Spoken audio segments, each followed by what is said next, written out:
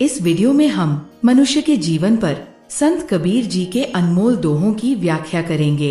इन दोहों के माध्यम से हम जानेंगे कि मनुष्य को अपने जीवन में क्या क्या सावधानियां रखनी चाहिए, जिससे वो सत्य के समीप पहुंच सके और आनंदमय जीवन व्यतीत कर सके। संत कबीर जी के ये दोहे इस प्रकार है। जीवन में मरना भला, जो मरी जाने कोय, मरना पहिले जो मरै, अजय अमर सो होय।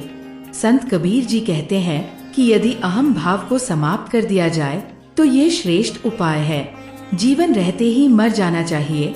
आशय है कि अभिमान का त्याग कर देना चाहिए। शारीरिक रूप से मरने से पहले जो अभिमान का त्याग कर देता है वह अजर और अमर हो जाता है। सत्संगति है सूप ज्यों, त्यागै फटकी असार। कहे कबीर गुरु नाम ले, पर से नहीं विकार।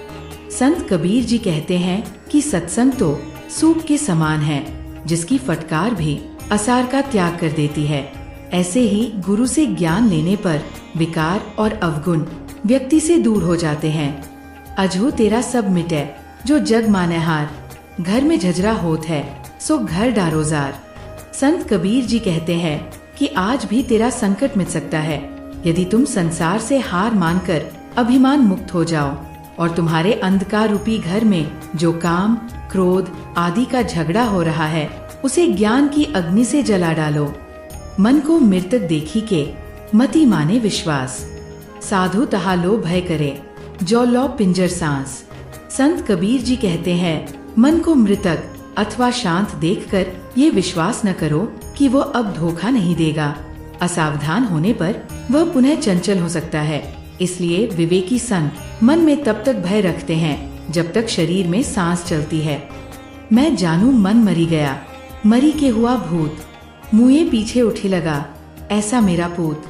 संत कबीर जी इस दोहे में मन की अस्थिरता और चंचलता का वर्णन करते हैं और कहते हैं कि उन्होंने सोचा कि मैंने मन को मार दिया है और अब उनका मन भूत बन चुका है, लेकिन वह मरकर भी जिंदा हो गया है और अब प्रेत की भांति उनका पीछा कर रहा है। मरने के पश्चात भी उठकर मेरे पीछे लग पड़ा, जैसे यह मन मेरा बालक है। जब लग आश शरीर की, मृतक हुआ न जाए। काया माया मन तजय, चौड़े रहा बजाय।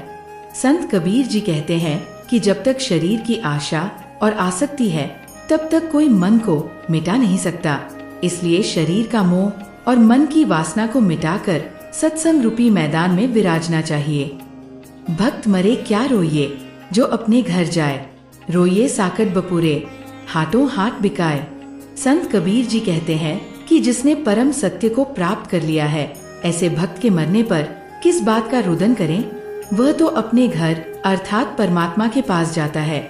रोना तो दुष्टों का होता है, जो पुनः किसी हाट में बिकने के लिए पहुंच जाते हैं। उनकी मुक्ति नहीं होती। मैं मेरा घर जा लिया, लिया पलीता हाथ। जो घर जारो आपना, चलो हमारे साथ। संत कबीर जी कहते हैं कि उन्होंने अपने अहंकार अथवा मैं रूपी घर को जला दिया है। जिसने अपने घर को जलाया है वह हमारे साथ चलो।